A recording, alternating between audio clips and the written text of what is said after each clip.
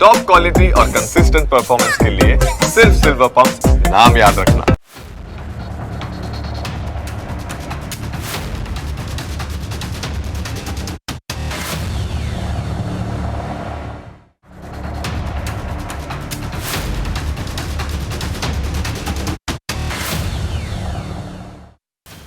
તમે એવી સ્થિતિ વિચારો કે જેમાં રસ્તા પર તમારી કાર બાજુમાં પસાર થતી બીજી કારની સાથે વાતચીત કરે, હાઈવે પર ચાલી રહેલી બસોની સાથે વાતચીત કરે. તમને આ વાત સાંભળવી થોડીક વિચિત્ર લાગતી હશે, પરંતુ ખરેખર આવી સ્થિતિ સર્જાવા જઈ રહી છે. અલબત્ત તમે વિચારો છો એ રીતે નહીં. મામલો થોડો ટેકનિકલ છે. વળી આ તમારા ફાયદાની પણ વાત છે. સરકાર અકસ્માતોનું પ્રમાણ ઘટાડવા માટે એક ટેકનોલોજી પર કામ કરી રહી છે, જેનાથી જ આ આખી વાત શક્ય બનશે. જો કે બે કાર કંઈ મોબાઈલ કે ઇન્ટરનેટ નેટવર્કની વાત નથી કરવાની, માત્ર તમને એલર્ટ કરવાની વાત છે. તમે ગાઢ ધુમ્મસમાં કાર ચલાવતા હો પરંતુ સામે કંઈ જ દેખાય નહીં. એવા સમયે આ નવી ટેકનોલોજીથી તમને સહેલાઈથી ખબર પડી જશે કે તમારી આગળની કાર કેટલી દૂર છે. એટલું નહીં, પાછળથી ફૂલ સ્પીડમાં વાહન આવતું હશે તો પણ સિસ્ટમ તમને એલર્ટ કરી દેશે. આ ટેકનોલોજીને વ્હીકલ ટુ વ્હીકલ કોમ્યુનિકેશન કહેવામાં આવે છે.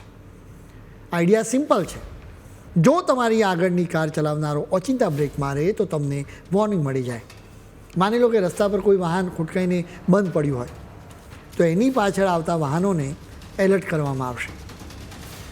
આ વર્ષના અંતથી લોકો આ ટેકનોલોજીનો ઉપયોગ કરી શકશે. કેન્દ્રીય મંત્રી નીતિન ગડકરીએ કહ્યું કે આ વાયરલેસ ટેકનોલોજીથી કારો એકબીજાની સાથે વાતચીત કરશે. બંને કાર્સની વચ્ચે સંવાદ થશે, એટલે કે રોકાઈ જશે. જોકે આ ટેકનોલોજી ફ્રી નથી. એના માટે કાર દીઠ 5,000 થી 7,000 રૂપિયાનો ખર્ચ કરવો પડશે. હવે આ ટેકનોલોજી કેવી રીતે કામ કરશે એ અમે તમને સમજાવીશું.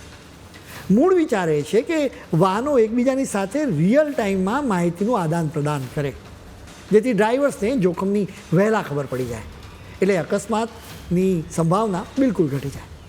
દરેક વાહનમાં OBU એટલે કે ઓનબોર્ડ યુનિટ ફિટ કરવામાં આવશે. આ ટૂંકી રેન્જનું કમ્યુનિકેશન યુનિટ હશે. આ જ યુનિટ મહત્ત્વની જાણકારી આપશે. આ યુનિટ સતત ડેટા મોકલે છે અને આપે છે.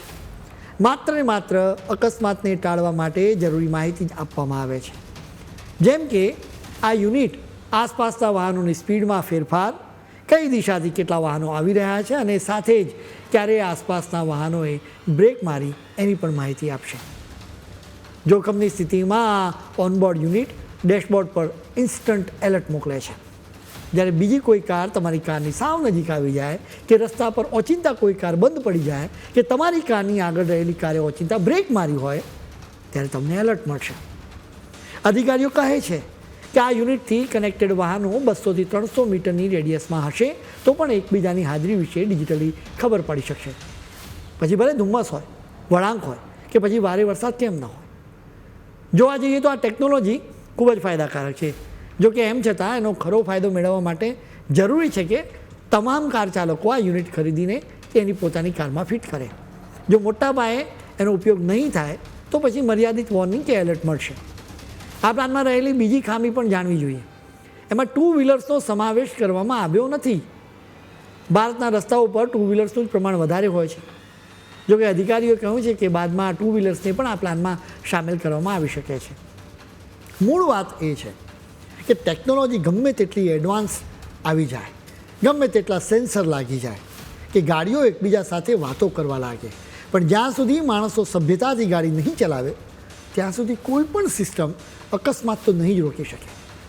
જ્યાં એમ્બ્યુલન્સ પાછળ સાયરન વગાડતી હોય તો પણ લોકો રસ્તો નથી આપતા, જ્યાં ઓવરટેક કરવા માટે લોકો ગમે તે હદ સુધી રિસ્ક લે છે, ત્યાં ટેકનોલોજી આપણને એલર્ટ તો કરી દેશે, પણ એ બ્રેક મારવાનું કામ તો આપણે જ કરવાનું છે. દુનિયાના બહુ થોડા દેશોમાં આવી ટેકનોલોજી છે. જોકે ગાડી ભલે સ્માર્ટ થઈ જાય પરંતુ ડ્રાઈવર જો સ્માર્ટ નહીં હોય તો અકસ્માત નક્કી જ છે. રસ્તા પર ચાલી રહેલો દરેક માણસ કોઈનો પિતા છે, કોઈનો ભાઈ છે, તો કોઈની એક માં છે. તમારી 1 મિનિટની ઉતાવળ કોઈનો પરિવાર વિખેરી શકે છે. એટલે જ રસ્તા પર પોતાનું અને બીજાનું ધ્યાન રાખજો, સંભાળીને વાહન ચલાવજો.